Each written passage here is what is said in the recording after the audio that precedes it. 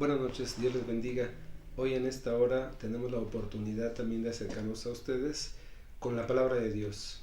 En Lucas 24, del versículo 13 al 29, caminando con el Maestro. Dice la palabra de Dios: y aquí dos de ellos iban el mismo día a una aldea llamada Emaús, que estaba a 70 estadios de Jerusalén, e iban hablando entre sí de todas aquellas cosas que habían acontecido. Sucedió que mientras hablaban y discutían entre sí, Jesús mismo se acercó y caminaba con ellos. Entendiendo de manera específica que estos dos caminantes en su camino cotidiano, en el camino de la desesperanza rumbo a Emaús, en la cual quedaba a 11 kilómetros, de manera específica este camino para ellos fue sombrío. Fue un camino de desesperanza porque tenían una noticia de que su maestro había muerto. Sin embargo, dice la palabra de Dios que en el caminar Jesús se acercó a ellos y caminó a su lado. Hoy quizás también nosotros podemos estar caminando en un sendero frío, un sendero de desesperanza, con situaciones cotidianas que a veces no entendemos. Pero de igual manera el Señor Jesucristo se acerca a nosotros, como se acercó a estos creyentes que caminaban. El Señor mismo también, en ese camino de la desesperanza, también camina a nuestro lado. Pero es importante destacar varias cosas. Una, cuando el Maestro se acercó, de manera específica ellos platicaban de la palabra de Dios. Tenían conocimiento y de alguna manera también tenían un tema a poder tratar. Pero en este sentido sus ojos estaban velados, dice la palabra de Dios. Sus pláticas eran buenas pero no edificantes. Sus corazones tenían tristeza y a su vez también su atención se centraba en las circunstancias y no en la palabra misma de Dios. Se puede entonces tener conocimiento y una fe muerta, una fe que no dé resultados, una fe que no genere la convicción en Dios. Por esta parte, aquellos hombres hablaban entristecidos, hablaban preocupados, y de esta misma forma el sombrío de su camino pues les llevaba a una tristeza. Se asombraban de la verdad, pero no la creían. De manera específica ellos tenían pues un conocimiento de la palabra de Dios. Podemos tener la sana doctrina y vivir con alguna circunstancia en tristeza, con alguna circunstancia que nos lleva a pensar el porqué de la economía, el porqué del país, el porqué del trabajo, de muchas cosas. Era en particular el poder ver que el Señor Jesús se acercó a ellos en su camino, en sus circunstancias. Y por ello entonces entendemos algo muy importante, que hoy necesitamos de manera particular tener la sana doctrina y creer la palabra de Dios. Es lo más importante. El Señor nos lleva a entender algo fundamental. Cuando Él se acercó a ellos, ciertamente les preguntó: ¿qué pláticas son estas que tenéis entre vosotros? Y ellos, de manera particular, pensaron que era un forastero, le confundieron. A veces nos sucede lo mismo, confundimos que el Señor está hablando a nuestro corazón. Pero en ese sentido, el Señor Jesucristo, cuando les dice de qué cosas, ellos empiezan a decirle de Jesús que había muerto y las cosas que habían sucedido. En este aspecto, el Señor Jesús les dice: oh insensatos y tardos de corazón para creer la palabra. Aquí hay una palabra que el Señor destaca: oh insensatos. No eran insensatos por tener conocimiento de la palabra de Dios, no, eran insensatos por no creer a la palabra de Dios. De igual forma podemos tener conocimiento, podemos tener una Biblia, podemos tener algo en nuestras vidas, y esto nos lleva a tener un consuelo y decir: ya tengo lo suficiente. No, si tienes la palabra pero no la crees, eres insensato. Insensato es un necio, falto de razón, un imprudente, un irresponsable. Y el Señor les dice ciertamente que eran insensatos. Pero ¿quién es un insensato?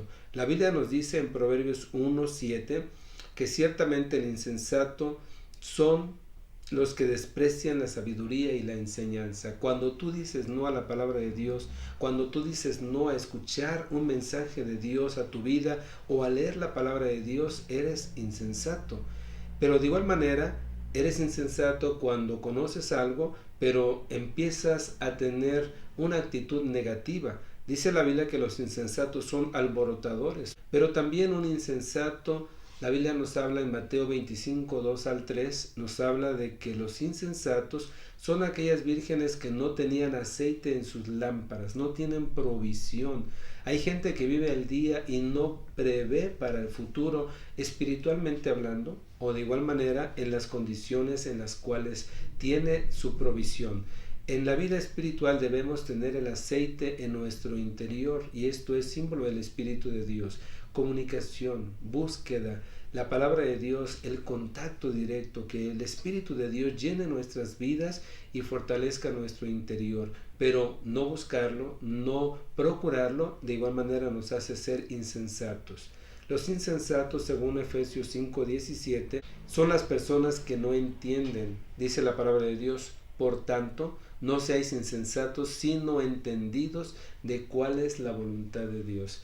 El que no conoce la voluntad de Dios, el que no se preocupa por leer la palabra de Dios y conocer la voluntad de Dios, es un insensato. Hay muchos creyentes que viven en esa insensatez, de tal manera que no entienden la palabra de Dios porque no la leen a profundidad, no entienden la bendición de Dios porque ciertamente han buscado hacer otras cosas. Insensato también son los que no obedecen la verdad.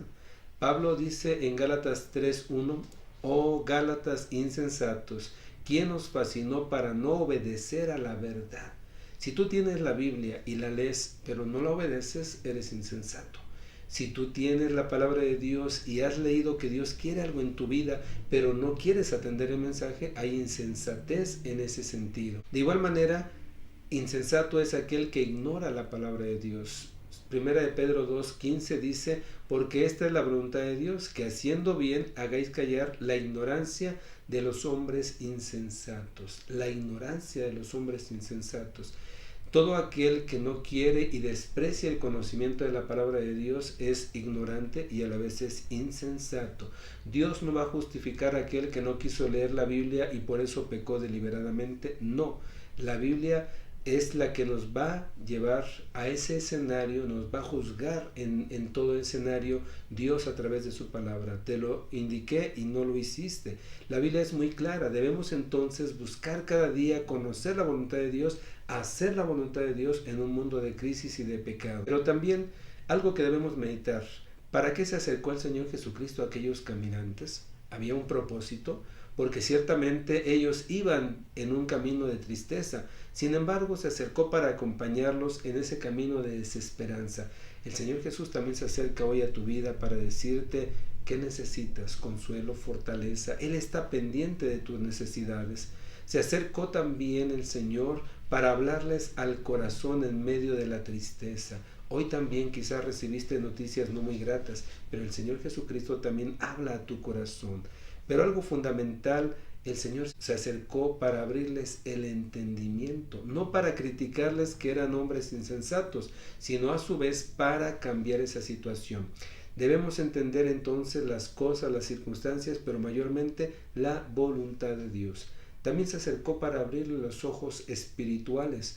Ellos, aunque tenían conocimiento de la palabra de Dios, eran ciegos espirituales, no veían lo que Dios quería, no entendían la palabra de Dios. De igual forma, hay muchos cristianos que no han lavado sus ojos con colirio y no ven la voluntad de Dios, no ven la presencia de Dios, no ven el amor de Dios y ciertamente actúan en la carne.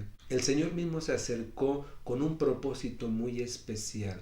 Cuando ellos caminaban en tristeza, soledad y desesperanza, el Señor se acercó para poner fuego en el corazón, fuego en su alma.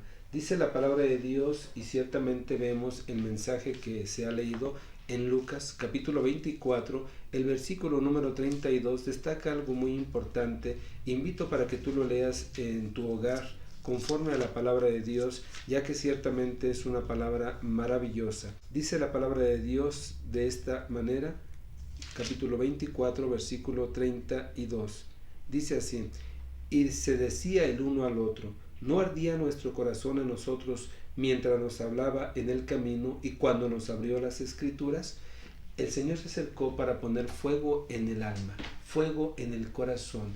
En medio de su soledad, tristeza y amargura, ellos desconocían muchas cosas, pero el Señor se acercó y les habló al corazón y puso fuego en el corazón. Ellos sintieron fuego cuando el Señor hablaba, sintieron fuego cuando les abrió las escrituras, sintieron el fuego. Dice la escritura que no es mi palabra como fuego y como martillo. Entonces ese fuego es importante que esté en nuestro corazón. El Señor se acercó para darles fortaleza y valor. Se acercó para hacerlos testigos del poder de la resurrección, que pasaran de ser unos conocedores, unos creyentes, a unos discípulos efectivos, discípulos que vivieran y que predicaran de la resurrección de Jesucristo. Algo importante, de igual manera, se acercó para que ellos tuvieran la conciencia de entender las cosas verdaderas, la verdad, y enderezó sus malos pasos, enderezó sus caminos. Pero algo muy importante, se acercó para transformarlos. A partir de ese momento, el Señor les cambió la insensatez por prudencia, les cambió la torpeza de labios por prudencia del hablar, les cambió la incredulidad por fe genuina, les cambió la desesperanza por una esperanza viva, les cambió un corazón frío por un corazón ferviente, les cambió las pláticas triviales por unas pláticas espirituales. Y de esta manera también el Señor transforma. Cuando Él está presente, transforma. Les cambió las malas decisiones por buenas decisiones. Y les cambió el rumbo equivocado por un rumbo directo. En esto podemos ver que cuando el Señor se acerca a nuestra vida, Él cambia nuestras circunstancias a situaciones mejores, pero primero nos cambia a nosotros. Es importante que todo ello puedan cambiar desde nuestro interior. Pero hoy entender que aquellos caminantes fueron transformados, fueron cambiados, tuvieron muchas cosas. Y con esto quiero que medites en particular y que puedas entender que en este camino de la vida, de tristeza, de soledad, el Señor Jesucristo se acerca a tu vida para hablar al corazón, para poner fuego en el alma, para transformar tus circunstancias, para cambiar tu fe fría o tu fe muerta por una fe viva, para poner en particular una esperanza viva. Pero reconócelo. Teme a Dios, apártate del mal y reconócelo en tus caminos.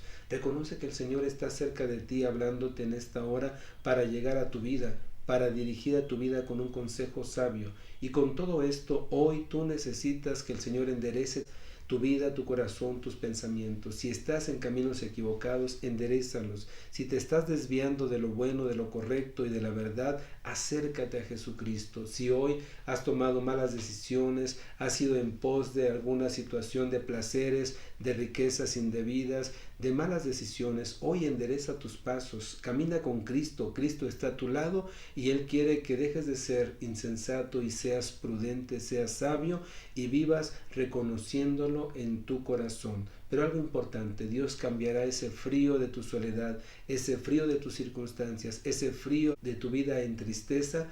Dios quiere cambiarlo por fuego en el corazón. Quiere poner fuego en tu vida, y esto solamente si tú lo reconoces, si tú lo escuchas y le das la oportunidad de quedarse. Aquellos caminantes de Emaús le dijeron y le forzaron: quédate con nosotros. Tú también invita al Señor a tu vida, que llene tu corazón y que transforme tus circunstancias, pero mayormente dale la oportunidad de saciar tu alma. Hoy quiero invitarte a hacer esta oración para que invites a Cristo a venir a tu corazón. Inclina tu rostro y cierra tus ojos en aquel lugar y dile: Padre eterno, hoy te necesitamos.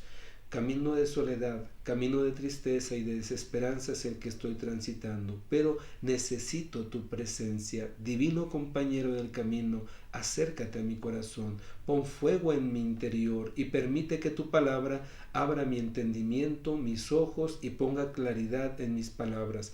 Hoy te pido que tú estés conmigo y que cambies todo aquello que está incorrecto, acciones, palabras, conductas, decisiones, cámbialas. Permíteme vivir conforme a tu voluntad y a partir de este momento quiero que tomes mi vida, que seas mi Señor y que seas mi Salvador. A partir de este momento te pido perdón por todo lo malo que he hecho y quiero que tú lleves mi vida en el camino correcto. Ven a mi corazón, te recibo como mi Señor y mi Salvador y quiero caminar contigo. Te lo suplico en el nombre de Jesucristo.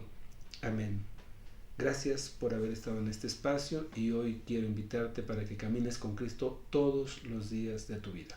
Que Dios te bendiga.